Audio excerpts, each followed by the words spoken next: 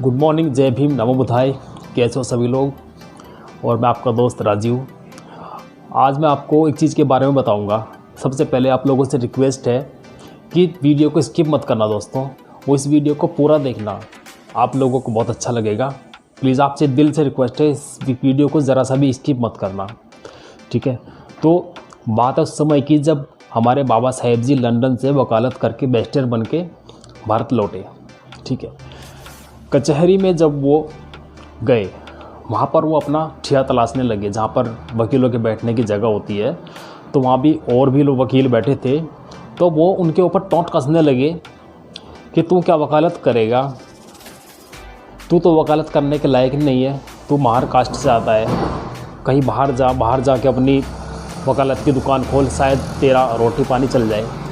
तो ऐसा कुछ उनके सामने वो लगा, उनके ऊपर टोंट कसे गए जातिवाद वाले, ठीक है। और यही नहीं, जब वो बाहर गए तो उन्होंने अपनी एक छोटी सी इसी तरह से स्टॉल लगाया और अपना केस छोटे मोटे उनके पास आने लगे, गृहस्थी चलने लगी। गृहस्थी चलते चलते तो होता क्या है, उनके पास एक वकील, उस कचहरी में एक केस ऐसा भी आता है, एक सेठानी जब वहाँ आते हैं, हताश परेशान, हर वकील के पास जाकर दुख से परेशान होकर हर वकील के पास अपने बेटे की फाइल दिखाते हैं, इकलौता बेटा जिसको मतलब फांसी की सज़ा सुनाई गई है और कभी भी उसको फांसी हो सकती है। तो जब वो सेठानी पूरी कचहरी के अंदर घूम लिए, किसी ने उनकी मदद नहीं की, सब वकीलों ने मना कर दिया कि इस केस में हम कुछ नहीं कर सकते, कुछ नहीं हो सकता।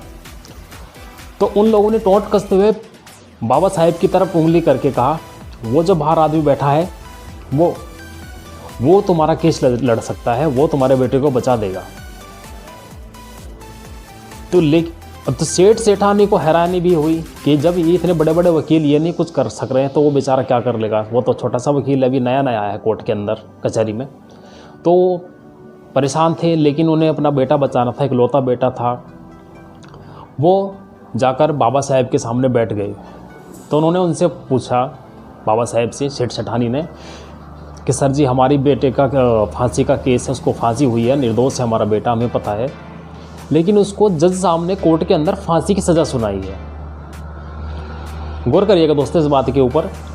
जब इतनी बात बाबा साहेब ने सुनी तो उन्होंने खुद कहा, जब सेठानी जी एक बात सुनिए, आप मेरे पास आए हैं एक उम्मीद, एक आस लेकर, ये उम्मीद आस लेकर आप बड़े बड़े वकीलों के पास भी जाकर आ गए, लेकिन उन्होंने आपके बेटे के केस को लेने से मना कर दिया कि उसको फांसी हो रखी है, कोई इस केस में दखलंदाजी करने के लिए तैयार नहीं। तो आप मुझ पर कैसे आस टिका सकते हो कि मैं आपके बेटे को बचा लूँगा। तो उसमें होता क्या है, उन सेठानी को बाबा साहब के ऊपर एक आस बंधी थी, इसीलिए उनके पास गए। तो उन्होंने कहा, बैरिस्टर साहब हमने अपने बेटे के केस के ऊपर लाखों रुपया खर्च दिया, इसकी फाइल के ऊपर, बड़े से बड़े वकील के पास चले गए, लेकिन कुछ इसका निवारण नहीं निकला।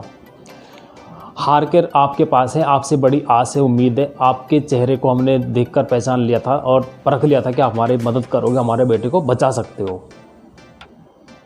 तो उसके बाद डॉक्टर बाबा साहेब अम्बेडकर ने कहा, अगर मैं भी आपके बेटे को ना बचा पाया तो आप मेरी आस, मतलब आपकी जो आस है मेरे ऊपर, वो तो बेकार जाएगी।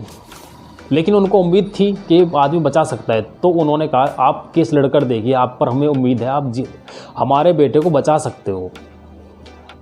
तो उसके बाद उन्होंने एक बात और बोली, अगर आप मेरे बेटे को नहीं बचा सके, तो उनकी आंखों में आंसू थे सेठानी के।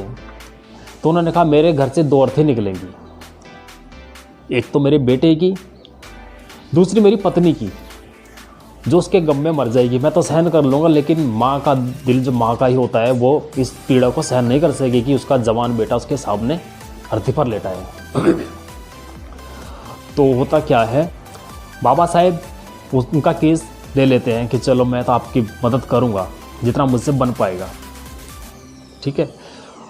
उसके बाद कोर्ट में केस हुआ, सब वकील वरिष्ठ बैठे, जज सामने आया। तो जब जज साहब ने बाबा साहब से पूछा, आप इस केस में कुछ दलील देना चाहोगे डॉक्टर बाबा साहब?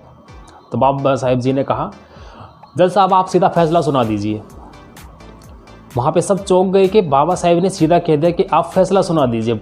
और जो वकील उनसे उनका टोंट कस रहे थे कि महार कास्ट से ऐसा वैसा जो भी है, तो वो भी उसकी उन बाबा साहेब की ओर देखकर हंसने लगे कि इसने क्या बोल दिया, तो एकदम से सरेंडर कर दिया, हार मान ली।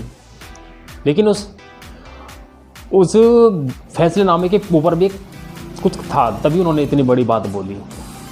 तो उस जो सेठ सेठानी थे वो भी वहाँ पर हैरान रह गए कि ये क्या बोल दिया कि आप फांसी की सज़ा सुना दो।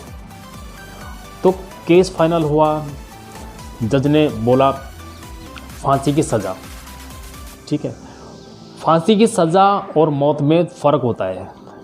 तो जब उस सेठ सेठानी के बेटे को फांसी के फंदे तक लेकर गए, जा ही रहे होते हैं, काला कपड़ा उनको पहना गया उनके बेटे को और गले में फंदा डाल दिया गया। और उन फंदा जैसे लटकने वाला था, बाबा साहब ने कहा बस जज साहब, आपका फैसला यहीं तक था। आपने सिर्फ फांसी की सज़ा दी थी, ये मौत की सज़ा नहीं दी थी। ये सुनकर जितने भी वहाँ पे लोग थे वो हैरान परेशान हो गए कि ये कितनी बड़ी बात इस आदमी ने कह दी। और ये प्रावधान कोर्ट में भी लागू होता है, आज भी लागू है।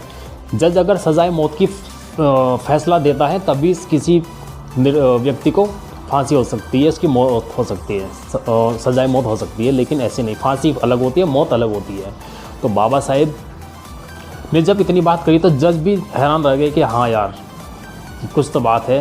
कि जब इन्होंने कहा आपने मुझे बोला कि हाँ सज़ाए मौत मैंने नहीं दी, आपने खाली सज़ा सुनाई है कि हाँ फांसी की सज़ा सुनाई है ना, तो इस बात के ऊपर सभी लोग उनके ऊपर मतलब उनकी तरफ एक ऐसी निगाह से देख रहे थे कि इस आदमी ने कितनी बड़ी बात बोल दी। और यही नहीं, उन्होंने उनके सेठ सेठानी के बेटे को फांसी के फंदे से लटकने से बचा दिया और शेर की तरह उस माँ के बेटे को अपने साथ ले गए और उस माँ के सुपुर्द कर दिया सेठानी जी के। सेठ सेठानी बाबा साहेब के सामने हाथ जोड़े खड़े थे कि आपने हमारे बेटे को बचाया, ये एहसान हम कभी नहीं भूलेंगे। तो ऐसे थे हमारे डॉक्टर बाबा साहेब अम्बेडकर, जिनके बारे में कहा जाता है, लोग आज भी टिप्पणियाँ करते हैं, पहले भी करते थे। तो बाबा साहेब जी ने एक चीज़ और कही थी, उनकी माँ ने भी उनको, कि बेटा झूठ तो कभी मत बोलना, लेकिन जहाँ किसी निर्दोष की जान तुम्हारे झूठ से बच रही हो ना, वहाँ पे झूठ ज़रूर बोल देना। क्योंकि निर्दोष की जान बचने से क्या होता है, तुम्हारे मन के जितने शौ पाप होते हैं वो भी मर जाते हैं। तो ठीक है दोस्तों, वीडियो अगर पसंद आए तो इसको जितना हो सके इतना ज़्यादा लाइक कमेंट शेयर करना।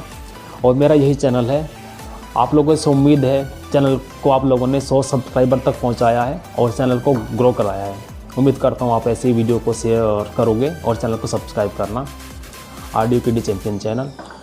जय भीम, जय संविधान, जय भीम आर्मी। मिलते एक नई वीडियो में।